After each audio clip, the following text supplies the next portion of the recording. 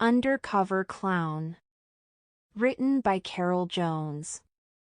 Illustrated by Pat Reynolds. Chapter 1. Under the Big Top. Danny Diamonds read the poster stuck to the telephone pole in the supermarket parking lot. At last something is happening in Silver Valley, Danny said to Neville. Nothing much had happened lately. Danny and his friends from the Silver Valley Detective Club hadn't found a single mystery to solve. Not even a missing garden sprinkler. Neville barked and pawed at the telephone pole. You're right, Neville. Let's go to the circus. Maybe we'll even bump into a mystery to solve. When Danny and Neville arrived at Brown's Field, a crew of people was setting up the big top. 2 elephants and a couple of camels were tied to huge spikes driven deep into the ground. 2 monkeys sat on the elephants' heads sharing peanuts with their giant friends. Hey kid!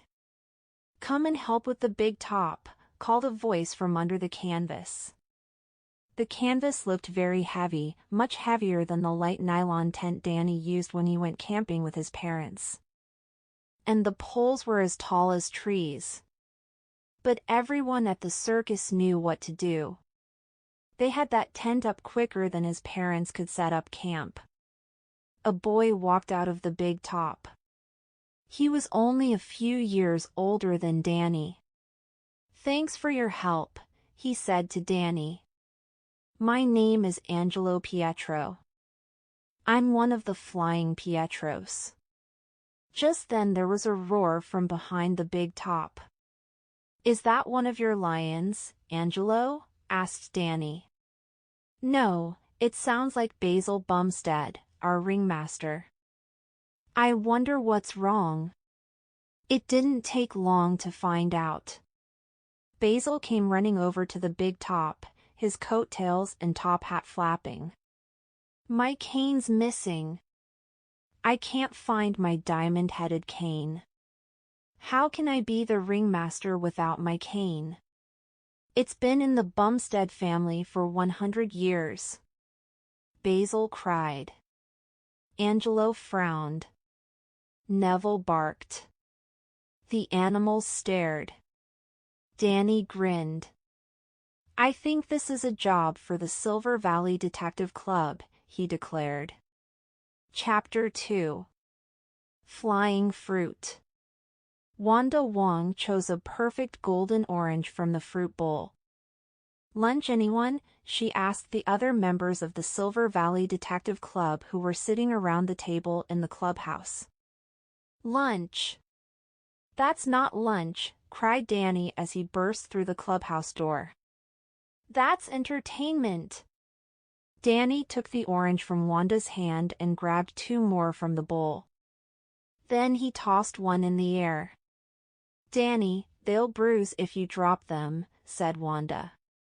She reached out to catch the fruit, but Danny snatched it out of the way. Don't worry, Wanda. You're looking at Danny the master juggler. He tossed the other 2 oranges in the air and juggled them all wildly. Oops. Sorry about lunch. What do you think you're doing? Asked Sissy as she picked up the fruit from the floor. Rehearsing. Guess what?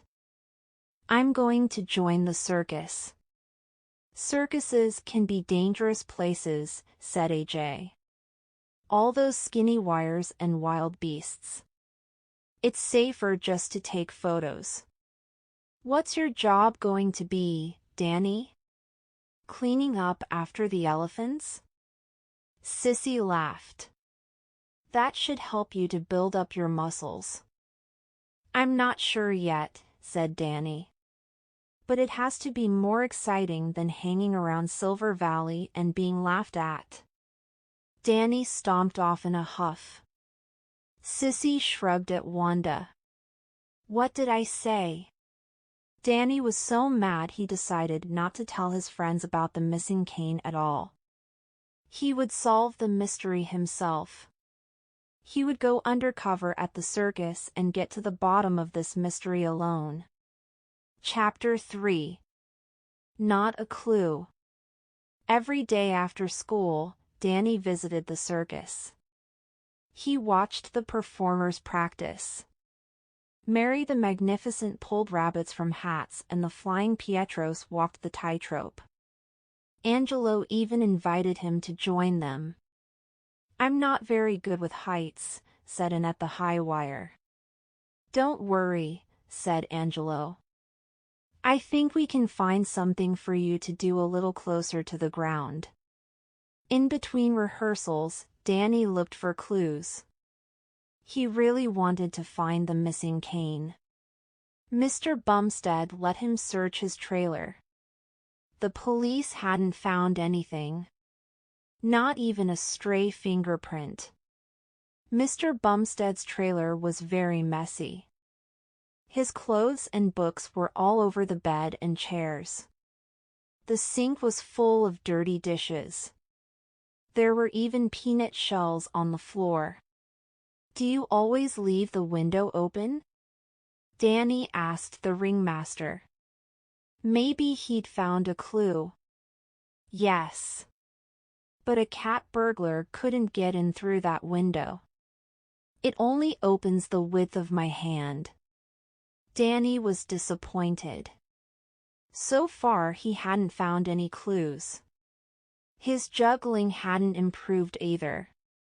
Even Neville had deserted him to go sniffing around the animals. Danny walked toward the elephants and camels. Neville was playing tag around the elephant's legs. He was chasing Crusher, one of the circus monkeys. Daisy, the other monkey, pranced around on an elephant's back pointing a stick at Neville and Crusher. "She's just like a tiny ringmaster," laughed Danny. "Maybe she'll have a new job if Mr. Bumstead can't find